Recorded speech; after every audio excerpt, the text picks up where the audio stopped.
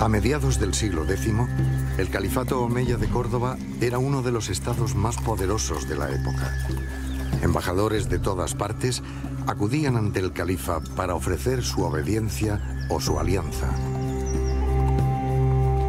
Escoltados por la Guardia Palatina, recorrían el camino de apenas 6 kilómetros que desde Córdoba les llevaba a la ciudad donde residía el califa.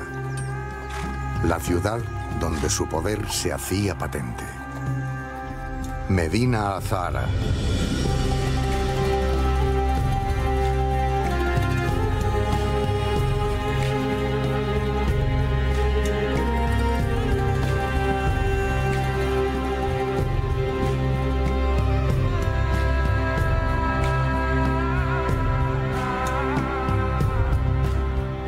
Es fácil localizar Medina Azahara a vista de pájaro. Cerca de Córdoba, al oeste. Cerca del Guadalquivir, al norte. Cerca de la sierra, al sur. Un emplazamiento exacto. Allí donde la montaña se hace valle. Un enclave privilegiado sobre la llanura del río. Un lugar que nunca era de paso, sino de visita obligada. Nada dejó al azar el califa Abderramán III. Las obras, iniciadas en torno al año 936, terminaron una década después.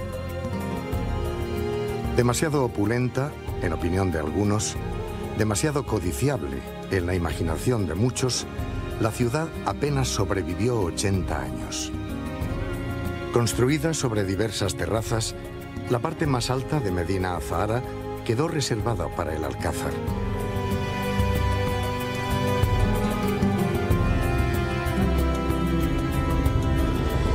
Allí se encontraban las estancias administrativas, los grandes salones de recepción y sobre todo la residencia privada del califa, la llamada Dar al-Mulk, la morada del poder.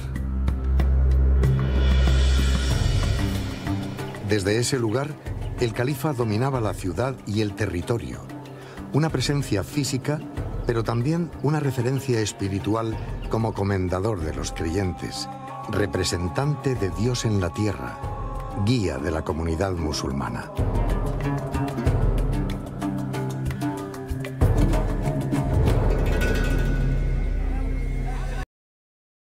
La mezquita principal, o aljama de Medina Azahara, se encontraba en el otro extremo del alcázar.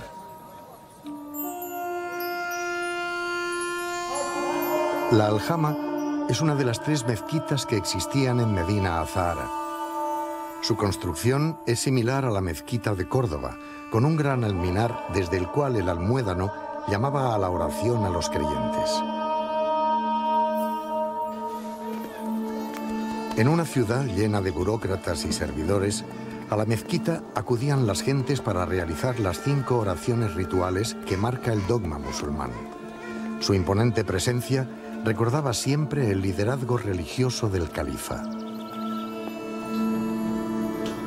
Pero también era lugar de reunión de ulemas y alfaquíes, sabios y juristas que conocían las disciplinas religiosas y el derecho musulmán y que emprendían largos viajes a Oriente para aprender allí de los grandes maestros que conocían la tradición islámica.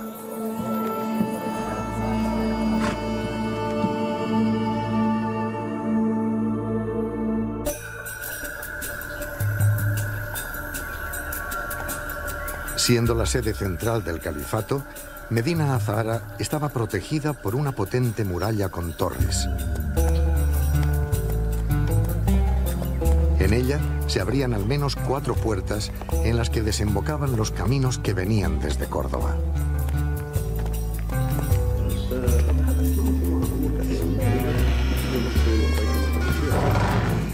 La puerta norte estaba reservada para recibir los aprovisionamientos que diariamente necesitaban los habitantes del alcázar. Una vez franqueado el paso, porteadores y visitantes entraban en la zona de servicio del alcázar. Con algunas partes cubiertas y pasajes iluminados artificialmente, una rampa servía para comunicar entre sí las 2 terrazas superiores de la ciudad. Por allí pululaban militares y sirvientes que se dirigían a las distintas estancias dentro del palacio.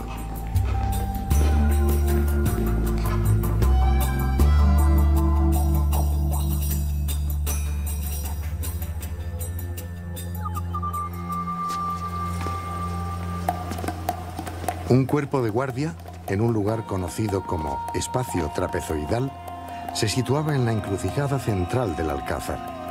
Allí se reunían y descansaban los soldados antes de ser enviados a sus destinos en diferentes puntos de la ciudad.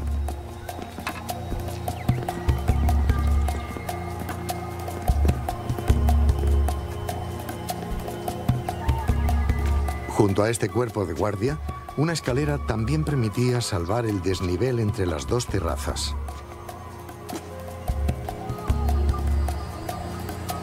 Por ella se accedía a dos grandes edificios de planta cuadrangular, abiertos a amplios patios.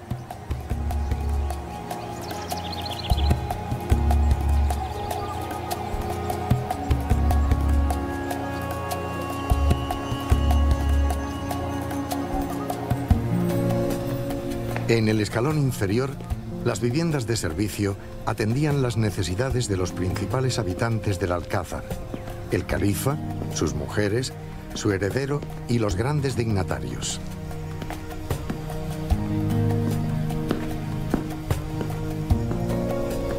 Aquí llegaban órdenes para que los sirvientes llevaran alimentos o bebidas a un lado o a otro, ya que en estos almacenes y despensas se centralizaba buena parte de la intendencia del Alcázar. Su gran horno, aún hoy perfectamente visible, preparaba las comidas que después llegaban a las mesas de los grandes personajes.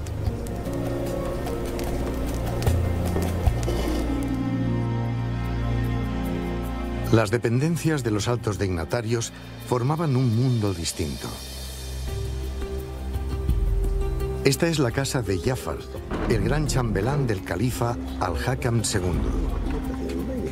Su gran portada, ricamente decorada, posee una enorme puerta cuyas hojas permanecen cerradas hasta el momento en que el dignatario concede audiencia a agentes que pugnan por obtener un solo instante de su tiempo. Jafar dirige una burocracia muy compleja que se extiende por todos los rincones de Al-Ándalus, donde ejercen gobernadores enviados desde Córdoba.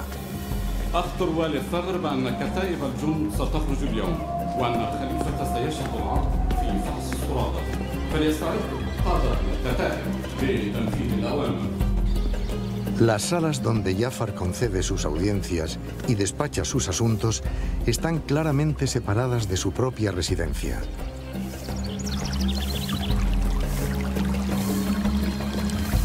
Jafar es un eunuco que vive solo y que tiene a un cierto número de personas que trabajan a su servicio.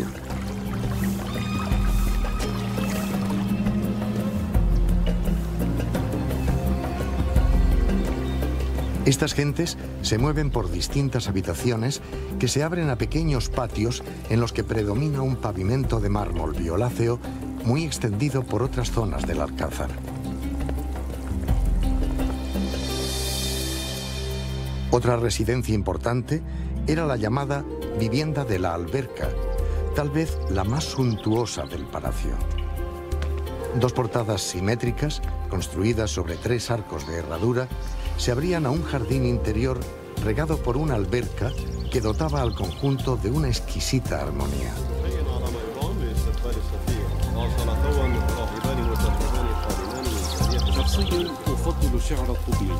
استمع إلى قوله: عرف الديار وراح غير معرج، صد الخلي يشوبه نظر الشجي، قسم الضمير على وقوف مرمض وعلى مسير بالجوانح مزعج. عرف الديار وراح غير معرج، صد الخلي يشوبه نظر الشجي، قسم الضمير على وقوف مرمض وعلى مسير للجوانح مزعج. شوق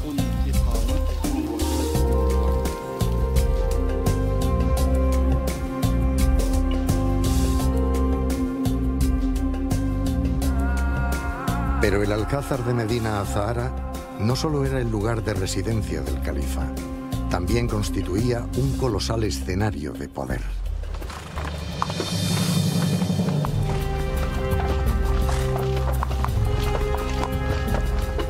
Así lo subrayaba la gran entrada situada al oriente de la ciudad. Este pórtico se abría a una explanada donde se celebraban las paradas y los grandes alardes que precedían al envío de las expediciones militares y que eran inspeccionados por el califa en persona.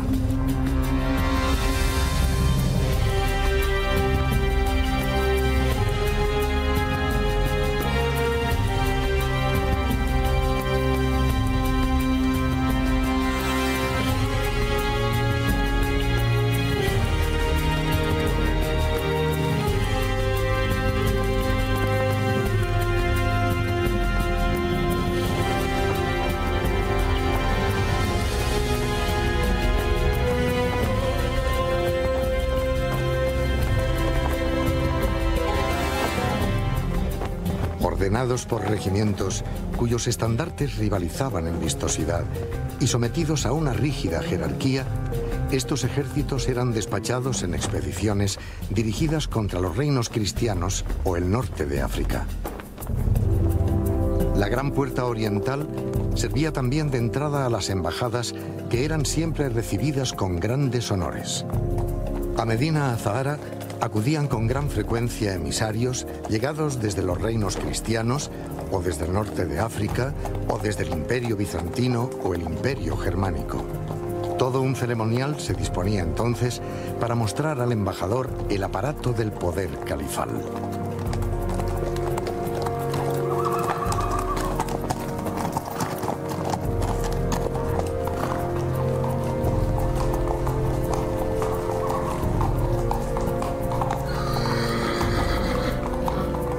El embajador debía sentirse sobrecogido entre los muros de la ciudad de la que tanto había oído hablar y que ahora veía por primera vez. Rodeado por extraños que hablaban una lengua árabe que no entendía y para la que necesitaba de traductores, que por lo general eran clérigos, llegaba por fin a un gran patio al que se abría uno de los principales edificios de la terraza alta, un lugar solemne donde se reunían los principales cargos de la administración califal. Tras haber descabalgado, el embajador era recibido con grandes muestras de hospitalidad.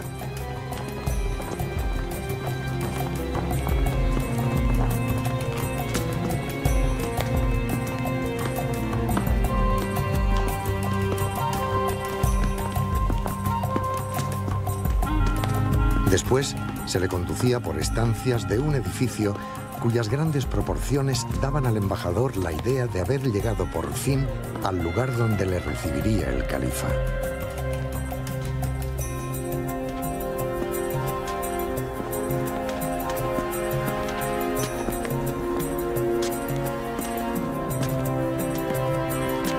Sin embargo, no era así.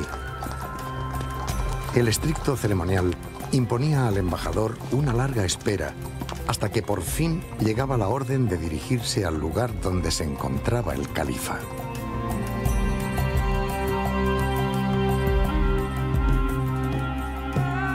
La extraordinaria terraza áulica, donde se celebraban las grandes audiencias y las grandes recepciones.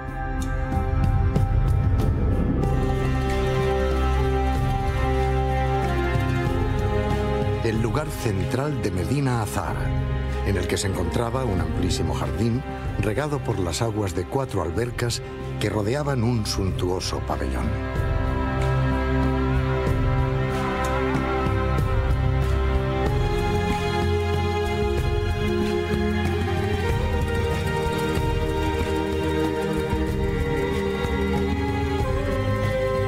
En esta terraza, el embajador era invitado entonces a dirigirse al edificio donde el califa se manifestaba con toda su majestad, el Salón Rico.